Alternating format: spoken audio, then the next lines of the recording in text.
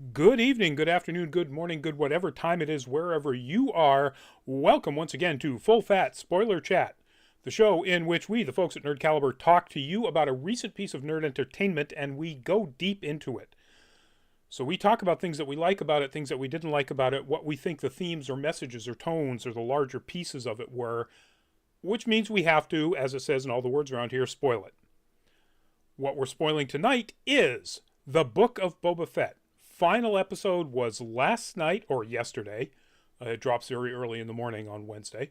So if you have not seen Book of Boba Fett and you do not like spoilers, you should probably go watch that, then come back and watch this after we're done.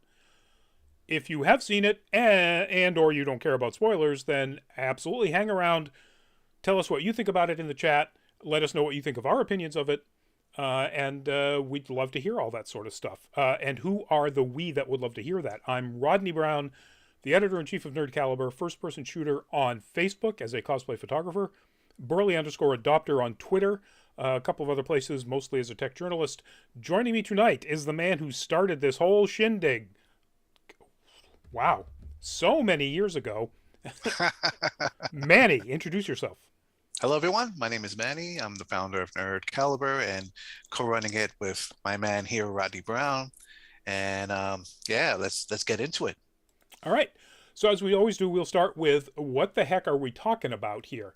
What we're talking about is the Book of Boba Fett. It is a 7-episode Disney Plus series that features the title character, who of course came originally from the episode 5, all right, the second movie, in Empire Strikes Back, died probably until there was some fan fiction or maybe even some non-canon fiction about how he possibly survived from the Sarlacc pit. I thought there was no, I thought there wasn't like an actual like in the in-universe canon story from the novels, not from the movies, obviously. Well, yeah, except they cherry pick the novels that make sense for them when they're working on a particular piece of fiction. Oh, I see. Yeah, now it's considered not canon. Before Yes, when the before, novels. right. So before Disney bought Star Wars and they said nothing is canon except the movies, and then they said, all right, well, maybe some things are canon, but you'll have to find out, essentially. And so, like, Cobb Vanth was never technically canon once Disney bought, the series. The Marshal in Most Pelgo, or what is now called Freetown. But then they introduced him in The Mandalorian, and it's like, all right, cool. So, yeah, as they introduce stuff, it becomes obvious that it is, in fact, now canon. And the fact that Boba Fett survived is canon. We discovered that at the end of one of the last few episodes of the second season of The Mandalorian. And at the very end of the finale of The Mandalorian, there was a sort of post-credit drop that was just a static image, or I guess it was a static image, of The Mandalorian with Ming Na Wen's character Fennec Shand standing behind him on Jabba's throne, and was the Book of Boba Fett will coming in December. And it did. And the story basically tells, mostly through either current timeline, which is Boba Fett having taken over the late Jabba's control of the crime scene on all of Tatooine, although it's not really terribly clear in the show. And how that shakes out and his difficulties with that. And then flashbacks to literally starting from how he got out of the Sarlacc. And then his time with Tuskens, eventually meeting up with Fennec Shand, saving her, then, bringing it all the way to the current time. And that's basically the gist of the story. It is entirely written by Jon Favreau, who is also listed as the creator of this series. One of the episodes, episode 6, was co-written with Dave Filoni, who directed it. I thought I had recalled having read that Robert Rodriguez, who directed 3 of the episodes, was some sort of showrunner, but he has no credit like that anywhere that I can find. As far as I can tell, he directed 3 episodes and that's it. Which would make, I guess, Favreau technically the showrunner, since he's the creator and the head writer and wrote pretty much every single thing in this. And it brings back Temuera Morrison as Boba Fett, who played Jango Fett, the original bounty hunter that Boba is cloned from. Now we're getting into the prequels. So Temuera Morrison, the New Zealand actor, is fantastic actor.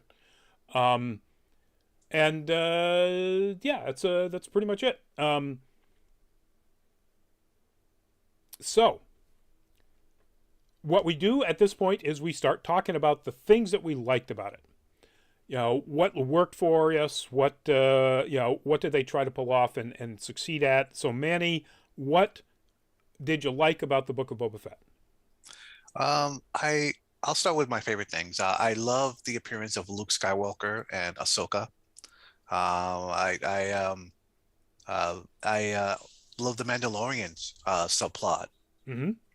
I was wondering where they were going to go with the Mandalorian after end of season 2, being that him and Grogu parted ways. So Grogu could be trained, and I'm glad they came back to that. I enjoyed that storyline, as well as the storyline about the dark saber, Mm-hmm. and where that's going to go. Definitely, of course, set up for whatever Mandalorian series they're going to come up with next. But that was enjoyable. Besides that, the action was great. For the most part, it was filmed well. Sorry, I'm trying to think what. Really, honestly, the Mandalorian subplot, where they were going with that. It was only what 2 episodes. Yeah. Reintroducing what's the name of that bounty hunter? Cad Bane. Yeah. I thought that was kind of cool. I think that's probably my favorite surprise, because that I didn't see. I knew probably Luke or Ahsoka were going to come back sooner or later in this series popping up, especially since Ahsoka is coming out with her own series. But that bounty hunter I didn't expect. I figured that was going to be just the animated series and that's it. But that was good to see. I really like that they kind of resolved that storylines. Supposedly it's been years I looked into Clone Wars, but I remember the episode where they they met, and I hope that anyone watching that episode hopefully got the context, because if you didn't watch that episode, you're definitely going to lose what was happening, why that was so important between those characters. It wasn't just a one-time meetup. Yeah. They have a history together. And honestly, that's probably. Oh no! Oh, how can I forget? Chris. Hold on, let me see if I can say his name right.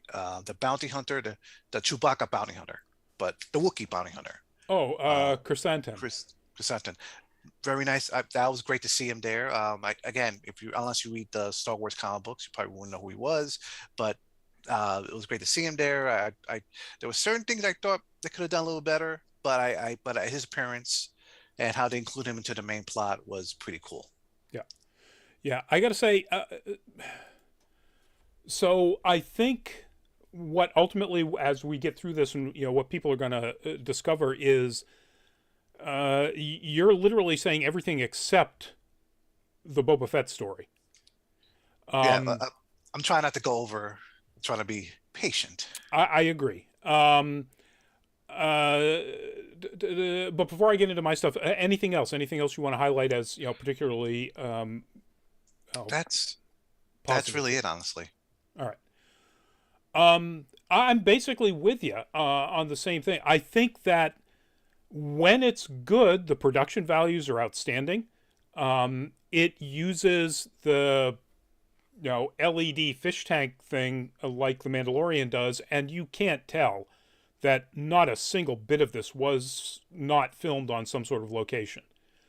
They know how to do that now. It's brilliant. They do a fantastic job with it. I think even some of the primary story um, surprise reveals are really cool. Danny Trejo as a Rancor trainer was fantastic. Yeah, I love that. Oh, that was so good. Yeah. The way they portray Jabba's children, um, Oh, I thought it was his cousins. cousins. I'm so, yes, or niece and nephew, I think. Um, so much better than the way the a younger Jabba was portrayed in the Star Wars Visions. Mm. I thought that was really good. I think they did a good job with that. Jennifer Beals was absolutely fantastic as the Twi'lek bar owner with a really stupid name, Garza Fwip. Forgot about that. Yes. Yeah. But just wonderful. Most people were pretty good in their roles, particularly the secondary characters, and Morrison I thought was excellent. My problem with Boba Fett wasn't Morrison's performance. No, no, not at all. I thought he did a great job. I will have to say I can't say the same thing. I don't want to get into the spoilers yet, but there were multiple problems that I'm going to talk about with Fennec Shand. Mm.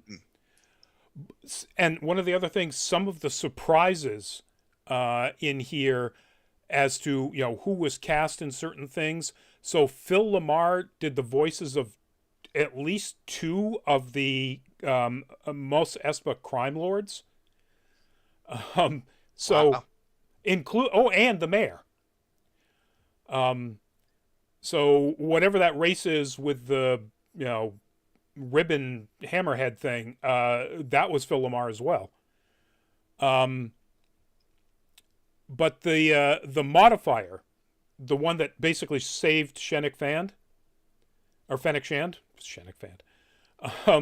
was played by Thundercat.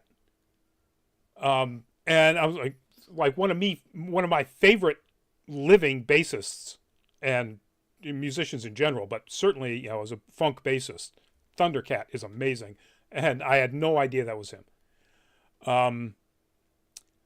Let's see any of the other.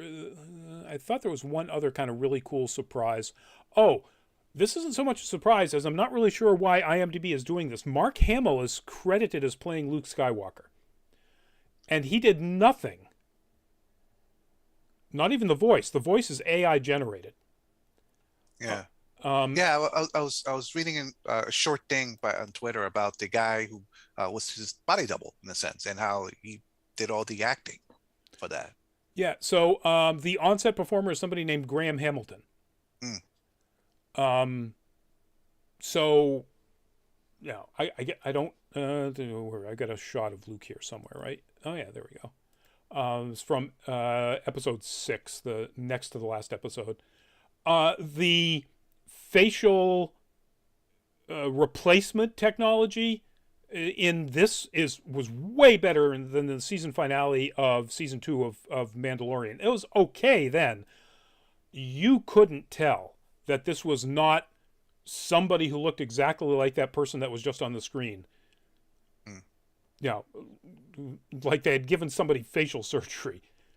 It looked nearly perfect. None of that uncanny valley at all. How do you feel, going off topic a little bit, Yep. How do you feel the fact that we have the technology now that we can do like almost like a new Star Wars movie after Return of the Jedi, like after maybe a few years after that timeline, with almost the same characters, maybe not the same actors, obviously, but the same characters? I feel that it can be done, so Disney's probably considering it right now. I don't think I'd want to see that. Because it either recast them or don't do it. Because one, you're taking jobs away from young actors. I'm sure there has to be somebody there to actually do the mocap. But they're probably not going to do the voice. The voice is, if they can do a fairly realistic, completely AI generated voice for Luke in, episode 6 of Book of Boba Fett, which they did. So basically all you've got is actors whose faces will never be seen or voices will never be heard who are just doing motion capture. And I don't like that. I don't like that idea. Now, actors are talents. They do really amazing things, particularly if you let them do stuff that you're not expecting. Timothy Olyphant is back as Cobb Vanth in episodes 5 and 6. And, he has one just toss-off line delivery that I guarantee was not the way the director was thinking it was going. When the Mandalorian asks him, what's it been like since you had to give up your armor? And Oliphant's line reading of it was like, well, I'm more careful. It was so not the way anybody else in the show has ever delivered a casual line.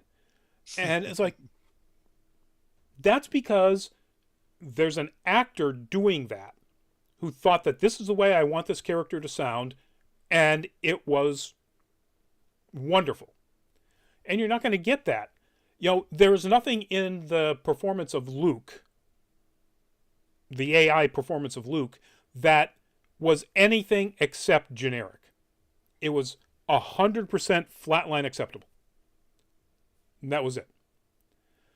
Even Hamill would occasionally say things in a way where you kind of go, okay, that's a line reading. Or sometimes like, all right, that was, excellent job.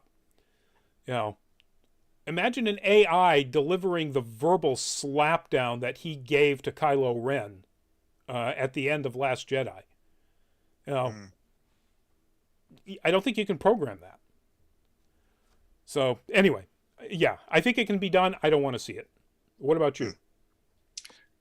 I don't want people to lose jobs. That's, and I agree with you. So seeing something live. So if you know me, I don't like basketball. I don't like football. But there was one time I won tickets to a Celtics game, and watching that was thrilling. I had a great time. Something about being there live makes the experience so much more better. So that's same thing with live actors. Having live actors doing it, to me, I don't think that the technology where we could fool people to make that seem more real is not there yet. Maybe not for, but I think I don't want to see that. I think I really enjoy the live actors doing their thing. Yeah. My concern is that I think a large amount of the fandom would love to see, what you just described, even if all of the acting is flat as a board, because that's not what they're there for as far as the fan service. And, you look at the popularity of the 3 sequels, most of the popularity of that is driven by fan service. And particularly the one that was actually the best made, The Last Jedi, is the one that's most hated by the fans because of the fact that it played with their fan service. So, anyway. That was a tangent, but it's a good, valid one. Look real quickly here. Okay. All right, so what else did I like about it? Again, I really loved, as you said, the episodes 5 and 6, the advancement of the Mandalorian story. And yes, it kind of ultimately connects to the Book of Boba Fett, but realistically, particularly episode 5, is like, the Lost Bridge episode between, Mandalorian season 2 and some potential Mandalorian season 3. There's almost nothing in that about Book of Boba Fett. I liked episode 2 a lot. I thought the train fight was done spectacularly. And I really like the backstory part of Boba Fett's story up until he finally leaves the Tuskens. So that's a big part of that story, that train fight. Let's see, what else did I like about it? Like I said, the production design. This is just a personal thing. The idea that to replace the Razor Crest They literally give him a low rider with a Hemi, literally a blower sticking out of the top of the engine cowling. I'm like, really? I mean, if I were, I don't know, Latin from Southern California, I would either be really impressed or I would think it was just awful pandering with a character who is in fact Latin, or actor who's in fact Latin, Pedro Pascal, to give him a fucking lowrider. You'll pardon them. But anyway, I choose to view it the other way. That it was just a great nod, because they did this nod as well to something else, which we'll get into later on. Or a nod like it to something else in, related to sort of the general music and cultural theme, but not of, the streets of LA. Yeah, that's pretty much it. They did set a couple of surprises in motion that ultimately paid off at the end, which particularly the Rancor thing. Once Morrison shows up with, riding the Rancor, it's like, oh yeah, he did say that he would like to ride that thing at some point. Yeah. It's like, and I didn't see it coming. It's like, okay, all right, you got me on that one. Good job. I'm trying to think of anything else. That's pretty much it. Yeah. So, what didn't you like? What didn't work? The motivation for Boba Fett to be a crime lord made no sense whatsoever. I try sticking to the backstory, watching it, but it just makes no sense. And the excuse they used were like, "Oh, I'd rather be in charge than this be a regular bounty hunter." Okay, you don't have to be a regular bounty hunter, but you're a terrible crime lord. Oh gosh, he's like, why? Why are you doing this? It doesn't make any sense to me. And the crime lord also, that really doesn't want to do crime. Yeah, okay, and then okay, I assume that when you're a mob boss, you have at least 50, 100 men connected, something like that. All he had was a master assassin. Okay, before I get into that, don't introduce your master assassin as master assassin. Yes. He did that a few times, and I'm like, why are you doing that? Like, here, me and my friend Roddy, the master killer. Like, why? What? Like, to be clear, I have not killed anybody ever, so. That I know of. But yeah, it's just master assassin, two orcs, a limited who got done dirty. Oh yeah, they never. That's right. They never. All the characters that got sort of came back in some way, except for them. Right. Right. And they got killed. Stupid. I mean, it was just. Anyway, sorry. Go ahead. Yeah. Yeah. That like there's a small group of people, and I was like, how are they running, especially from so far away? It just didn't make any sense to me. So that was the really big thing about it. It's like I didn't understand the motivation behind Boba Fett. The fact that at the last episode he finds out that the Pike Syndicate destroyed his Tusken family, and I kind of wish he knew that in the beginning, and then you discover along the way that that's the purpose of why he became a crime lord, to destroy the Pike Syndicate. That would have made the story to me made much more sense. Yeah. But that was just. I don't know, and Fennec Shan's motivation, why she's there, doesn't make any sense either. They've already helped each other out, and her sticking around. I just want to see where this is going, or whatever she says. Right. To me, yeah, that's true. She did already help him out, so her reason for being there, it doesn't make any sense. It's a Luminous in the chat. Welcome to the chat. Welcome back. Hello all. I liked Amy Sedaris. She was much more lively than the other actors. Yeah, Peli Mata, they're going to get mileage out of her. They love that character. I love that character. She's I think she's a little over the top with the comedy at some times. But I still think it's a wonderful character and very funny. I really liked the whole scene where they were rebuilding the Naboo fighter. Um, Yeah, that was fun. that was very Yeah, cool. everything that when once episode 5 came in, when they introduced the Mandalorian subplot, everything, to me it's like it's so weird, like because it just the episode was so good, and I'm like, why is these episodes of Mandalorian so good, and these first four was so poor? And it's like it's almost like two different writers, in my opinion. Well, it was the director. So the director of episode 5 um, was, and this just blew my mind, Bryce Dallas Howard, who you will be seeing upcoming in Jurassic World Dominion or whatever it's called. Um, reprising her role as the park director, Chris Pratt's love interest. She directed what I consider to be the worst episode of the first season of The Mandalorian, the one where they have to fight those bandits who have the AT-AT. Um, Mm. and in the interim, she obviously has learned a lot. That was the best directed episode of this entire season.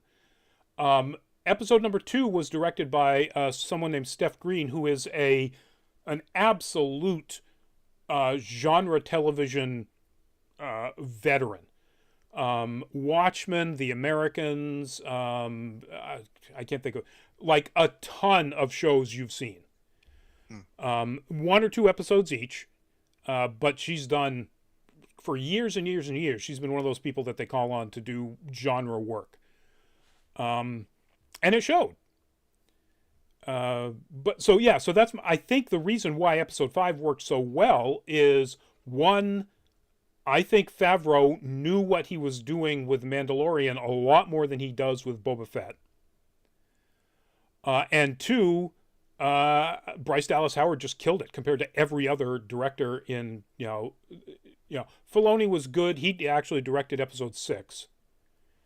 Um, I've got all of these things in here. So this was from episode 5, where the Mandalorian runs into the armorer again, and I can't remember what his name is, but the guy that's sort of always hanging around her, and they wind up getting in a fight for control of the Darksaber. Um, but yeah, Lumina says, I did not like this portrayal of the character Boba Fett. He is not like what I imagined from watching episodes 4 through 6. Yeah. Yeah. Well, Anyways, I have a theory. So something I was thinking about that also. It's like, why is this drastic change with Boba Fett? So I noticed with Disney, two things. One, Disney, when they notice that a villain is popular, they do this weird transition where they try to make them some sort of anti-hero hero. And I'm not sure what's the psychology or marketing behind that. You see that with Maleficent, Cruella, Loki. Loki killed what, 70 people? Now he has his own series. But but I've noticed that and it's just going to my second point. I think this Disney is Disney, and we have to remember that Disney doesn't do grimy. It doesn't do that hard edge stuff. right, And so except at least in the first season, the Mandalorian killed a lot of people. Now he did it defending Grogu or defending his job. In some cases, he just did it because it was what he needed to do. Even in this, in the opening, where the Mando walks into that butcher facility, he kills people.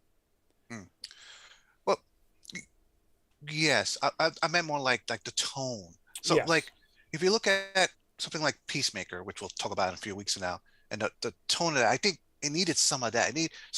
All right. So if Jabba's a crime lord, is it just does he have just is it just having an escort service? Is that the only reason he has money? They don't really go into how exactly is this crime syndicate funded. Right. Is it drugs? They mention a little bit about spice, but they only do like a couple of throwaway vague lines about it. Right, and And that's again, and he's against that. That's the whole driving force behind the Pike Syndicate coming in is to run drugs. And he yeah. doesn't So want drugs being run, or like particularly to me, that drug, I guess. like I feel like they should have rewritten it as that he's a sheriff of the town or something. It just doesn't. I'm not understanding the dynamics of how that town and crime exists. Oh, and another thing I don't like, those kids, the one that kept changing the no, no, that no. Yep.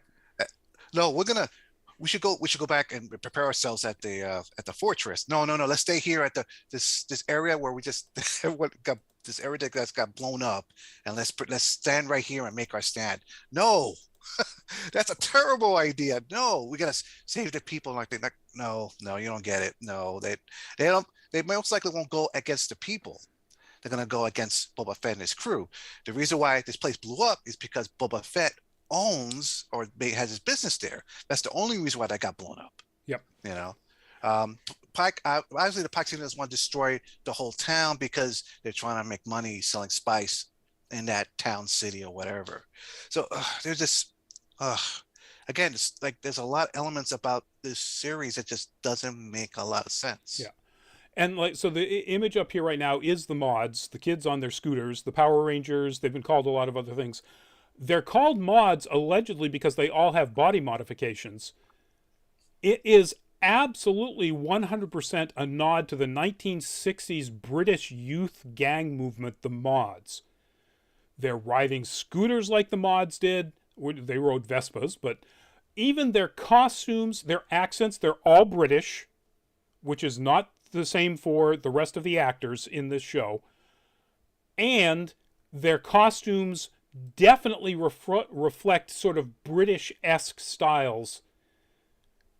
It's like, okay, I get it. You want to do a joke about the fact that, you know what the mods are from, the 1960s. Why don't you just play some Kinks music, behind them while they're showing up?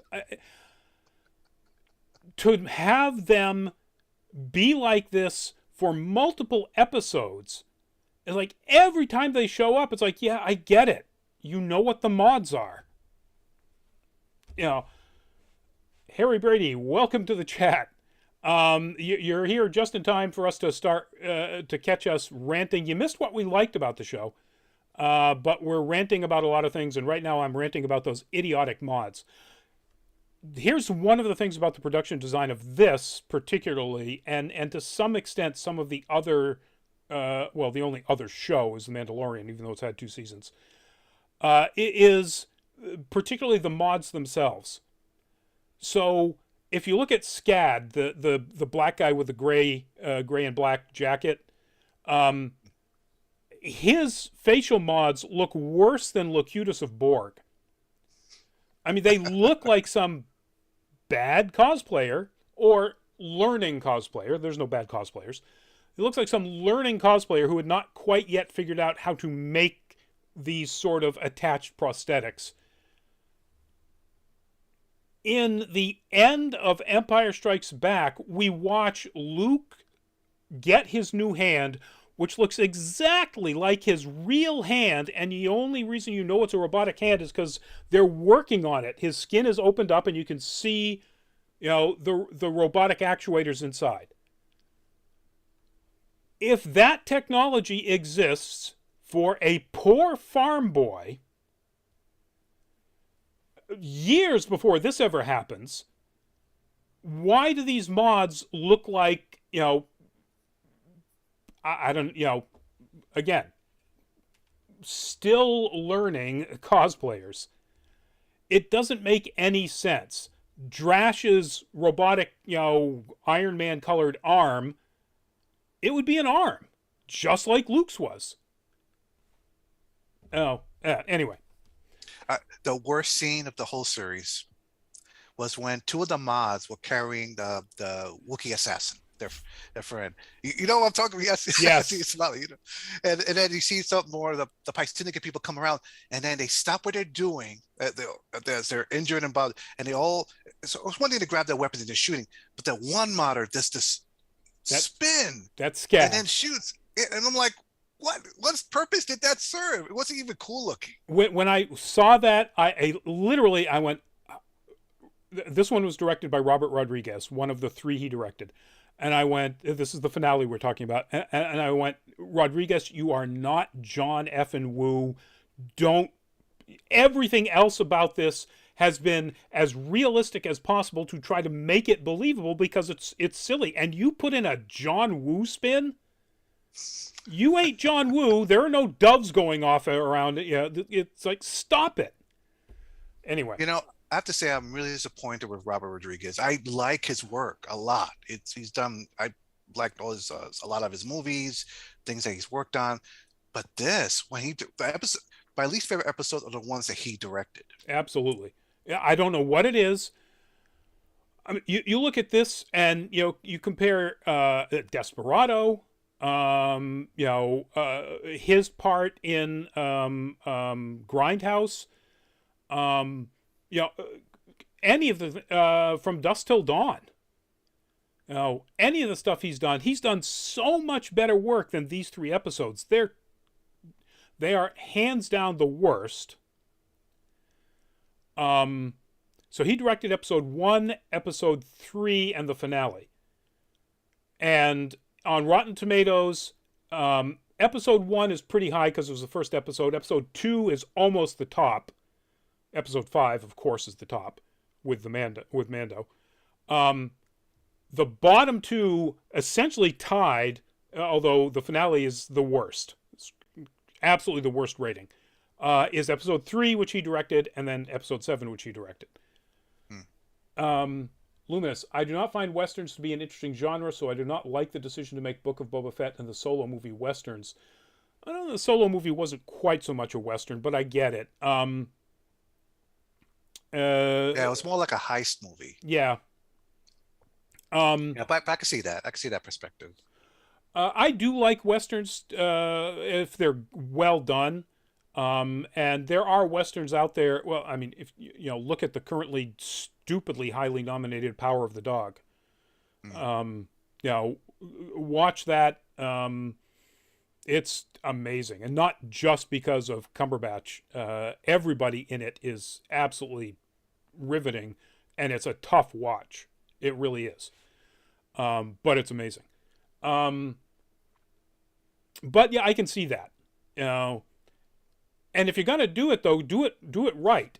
And you need people who understand what you're doing when you're doing it that way. And I don't think Rodriguez did. Who did? Bryce Dallas Howard did for sure, as did Dave Filoni. The stuff with the Cobb Vanth, with Timothy Oliphant, is literally as Western as you can get. And it's the best stuff in the series. And it almost has nothing to do with Boba Fett. Which is a shame. I wish, because I like her so much, I wish somebody had given Ming Na Wen some different direction about what to do with Fennec Shand. Her acting there was nothing there. She was literally delivering lines. Just absolutely just delivering lines. There was no anger at having been modified without her permission. There was no, snarkiness or bloodthirst. She's an assassin. There was also no sort of emotionless, robotic thing. A lot of assassins, tamp down emotions, or at least in literature and portrayals. None of that. She was, I don't know what. Not even a best buddy. She was a helper. Yeah, she was Boba Fett's generic assistant. Executive assistant that kills. And who didn't really do much killing, and then at the end pulls some real assassin stuff when it didn't need to happen. At the very end, the very last thing in the resolution after the big finale, and is one of the things I did like. I thought that the Annihilator droids, they were pretty awesome. Yeah, that was kind of cool. That scene where they were being chased and they had to use the Rancor to stop them. Well, yep. That was pretty intense. That was good. And the fact that Din Djarin doesn't yet know how to properly use the Darksaber to get through, because the Darksaber could probably cut through those shields, and he just has no idea how to do it properly. But at the very, very end, when the Pikes are defeated, they're planning on leaving, the planet. They're done. The Syndicate is pulling out. The local crime lords are pretty pissed about this, but there's not anything they can do about it. And then from the roof of this building that they're meeting in, basically, Fennec Shand just kills all of them. Off screen for the most part, until she comes in after garroting and hanging the mayor. I'm like, they're done. They're leaving. You've won. Well, anyway. So, and suddenly we've got Fennec Shand, the bloodthirsty master assassin, when that character did nothing master assassin-like up to that point. Yeah, she's a good shot. But that's about it. Anyway. So, yes, I think this is a really good 2-episode continuation of The Mandalorian inside an sadly so up and down irregular that it levels out to meh story about some version of Boba Fett that, as Loomis points out, doesn't match really anything like he's been portrayed up to this point. Yeah, I think that the Tuscan family subplot was supposed to show the change, but my only problem with that is that it was. I think for all the subplots, I did like that one, but it felt very generic. I think I saw this like Dances with Wolves and other similar. Well, yeah, let's talk Dances with Wolves. So, I mean, Tamora Morrison is definitely not a white guy. He's Maori from New Zealand, but you've got an outsider coming in and saving the indigenous population. Hey, how about that? You've got a I don't know what human, I guess. I'm not sure if he's a particular, race or whatever, or species. But yeah, you've got a human savior, not a white savior, but a human savior, for the, non-human indigenous population. Come on. Yeah. Didn't that die with The Last Samurai? Didn't people realize just how awful that looks? And then to murder all the indigenous people that he cares about, as you pointed out, for no reason. There is no motivation for that. He goes and kills the people he thinks did it, and they aren't the right people, it turns out. And Cad Bane tells him the truth. What's Cad Bane's motivation there? To get him pissed off so he'll fight better? Well, it worked. Cad Bane got killed. Yeah. Like, right, if they use that motivation, if somebody had told him that the Pike Syndicate pulled that trick earlier in the show, and it became motivation for his further hatred of the Pike Syndicate, not just because he doesn't like drugs. Because again, we know nothing about his history whatsoever to indicate whether he likes or dislikes drugs. There's nothing to indicate that. There's nothing to indicate that it's, the drugs have been destroying the Tuskens, who are the only people he identifies with on Tatooine, at all. And in fact, the Tuskens do use mind-altering drugs. They just happen to be in the form of a lizard that crawls up your nose. Ugh. No thanks. I'll take my drugs the normal way.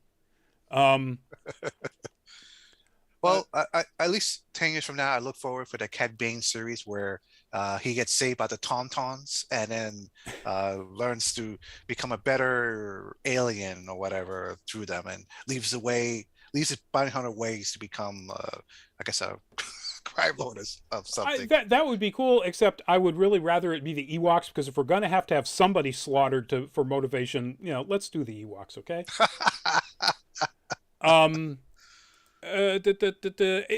So one of the things that really bothered me about the finale is that the action makes no sense. The continuity errors are ridiculous. So here is Mando and Boba Fett fighting, back to back, fairly early into the middle of the fight. This is just before the Annihilator droids show up, and Mando thinks he's got it. Not Mando. Boba Fett thinks he's got it licked. He fires his back missile. Turns out, doesn't do any good. I mean, it blows up some buildings and stuff, but it doesn't actually kill them. So we get all the way to the end, and he's fighting Cad Bane, and ultimately, again, spoiler chat, he kills him. And despite the fact that through the rest of the fight, we see that he does not have the missile in his backpack, during his fight with Cad Bane, he's got the missile, you can see it right over his shoulder, in his backpack. Did he go somewhere and buy one at a missile hardware store? Oh, the Rancor was holding it for him. You didn't see the extra credit ending. That's it. The Rancor had a whole rack of them wrapped around his neck, and he just kept putting it. Well, yeah, okay, all right. He did go back. Somehow, he made it all the way back to his palace, or Jabba's palace, or his palace, got the Rancor out, and made it back to Mos Espa. Now, granted, the palace is just outside Mos Espa somewhere, but still made it back to somewhere outside the city that's far enough away that you can't see the palace from the city, in time to continue the fight without everybody dying.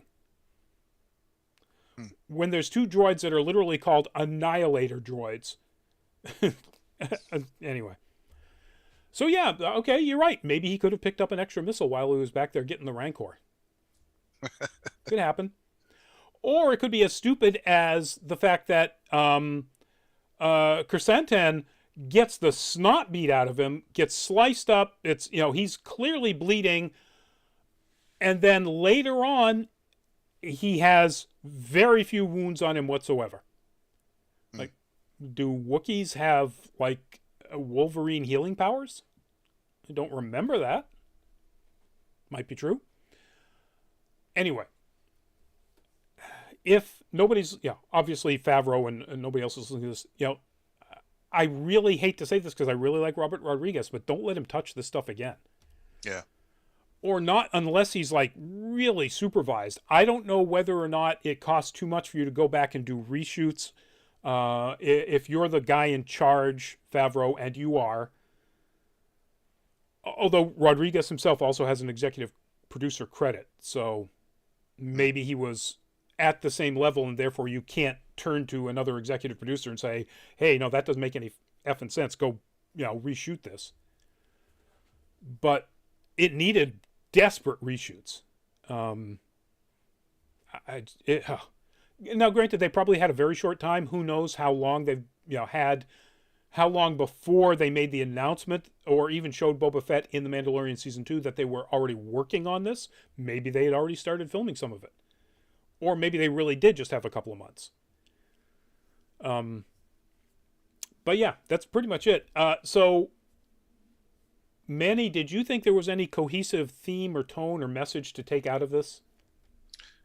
Put a popular character, make a series about it, and you make some good money out of it. I think that's what I got about. It's the theme, the major theme I got. Realistic though, not realistic. What do you call it? Honestly, I thought the Mandalorian subplot had more of a deeper substance of theme, where the idea of love and him and his connection to Grogu. I thought that was really cool. Again, without the motivation behind Boba Fett's being a crime lord, I don't know what the point is. Yeah, I agree. There's, there is the theme of found family, but only in those episodes that have the Mandalorian and Grogu. There's no other theme to this whatsoever. There's no, none of the people, including Jennifer Beals' character and all the people who are killed when, that bar gets blown up. None of those people are even friends, really. They're business compatriots and possibly getting to be closer business compatriots than some of the others. And that's it.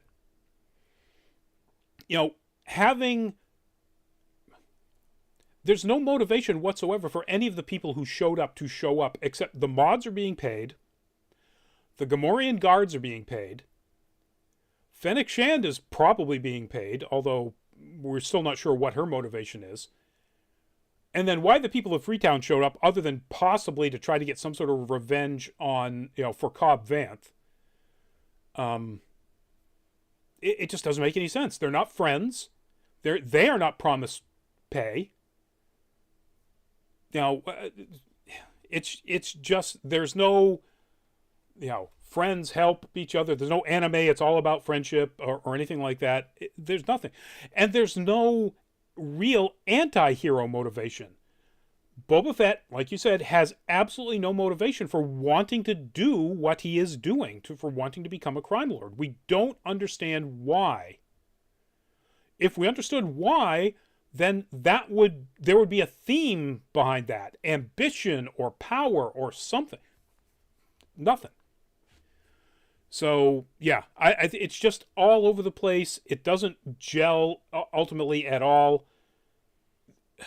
The best thing to take out of this for me is that we're going to definitely get more with The Mandalorian, so there will be a season 3 or whatever they're going to do with it. There'll be something to continue that story.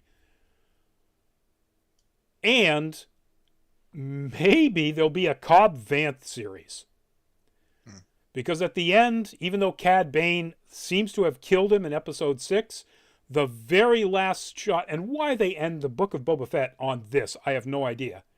But the very last shot is of Cobb Vanth inside Boba Fett's Banta tank, getting, obviously healing up, and the modifier who fixed up Fennec Shand standing over him with his little butane torch glove. We're waiting for him to light a cigar or something. And so the implication is that, wow, we're going to get Cobb Vanth back as something. Now, I know Timothy Olyphant has a Justified follow-on series coming up at some point in the next couple of years. That's been announced. I guess he probably also has time to do, a Cobb Vanth series. Please. Yes, please, somebody do that. And, get whoever was responsible for let him executive produce it, like he did the last couple of seasons of Justified. Because that'll be a Western that you'll want to watch, Luminous. Luminous says, it's very striking how the same people made great Mandalorian episodes and such mediocre Boba Fett episodes. Rodriguez directed some episodes of The Mandalorian, and they weren't bad. He actually directed the episode in which in which Boba Fett does first show up. Episode 16. And that was pretty solid. So why this turned into such bleh? I mean, it's not terrible. It's just kind of bad. It's just not good. Let's put it that way. All right, Manny, would you recommend people to watch it? And on a scale of 1 to 10, where do you think it sits? Oh, I would recommend it to people. It does fit well with the Mandalorian storyline so far. I would give this a 6. Yeah. I guess I would recommend it as well. If you're a Star Wars fan, and if you're a fan of The Mandalorian, because there is stuff in here that you need to see. Although realistically, you could literally start watching from episode 5, watch 3 hours of it, and you're done. You'd miss some, like a very good episode 2, but still. If you're here just to advance the Mandalorian story, just start with episode 5. There's no reason to do anything else. And I think I'd have to go with just a 5. It's middle of the road. It is ultimate meh. Yeah. And that's really too bad, because this character could be amazing. So many of the characters in this thing could be amazing. I mean, this was what I forgot. They got Stephen Root to be a bad guy. Come on, Stephen Root. If having Stephen Root as a bad guy doesn't save your series, you got problems. Anyway, so that's it, folks. Go watch it. It's a middle of the road show, but it does do some very important things in moving the overall Jon Favreau, Dave Filoni live action universe forward. If you are of a mind to go visit us at patreon.com/nerdcaliber, we'd love to have you go check us out. And if you have a Patreon account and would like to, love to have you as a patron. We just have 3 tiers, $2 for the lowest tier, and basically all that stuff goes to help us get more content for here, for the website, nerdcaliber.com, and so on. Get to more cons when more cons are clearly safe to go to. Please. Yeah, so check it out. It was on your, the URL was there on your screen, patreon.com/nerdcaliber. Upcoming Monday, No Nerd Caliber, we are going to do our favorite nerd content set in or related to circuses. Why circuses, you ask, Rodney? That seems really random. Well, you know, we tie the No Nerd Caliber stuff to the Full Fat Spoiler Chat for that week, and Full Fat Spoiler Chat next Thursday is going to be Guillermo del Toro's Nightmare Alley. And of course, in between on Tuesday, we have Nerd Week Live. Already posted up a bunch of stuff.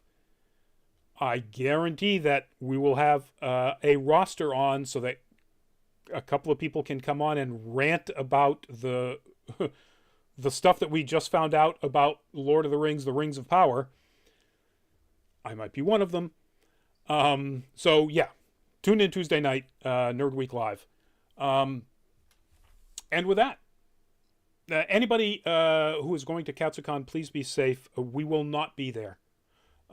Anybody who was on that team, and honestly, when we signed up, we did so back before Omicron, when we thought Delta was done, and we're going, yes, we're going to go to a really awesome con again. And no, nobody on the team is willing to risk that. So please be safe, folks, if you're down there. N95s at every moment that you can. Yeah. So, Manny, if you would, give us a goodbye. Take care, everyone. May good plots of stories be with you. And thank you for checking us out. May the force of good direction be with you always. Yes, so for me as well, we'll see you at an upcoming show, and do please stay safe out there. And if you're of a mind to enjoy this sort of stuff, enjoy the big game this weekend. There is a big game coming up this weekend. Is it a basketball game? It is not, in fact, a basketball game. Although sometimes, well, it's no, because they dribble in rugby, not football. Anyway, so we'll see you later, folks.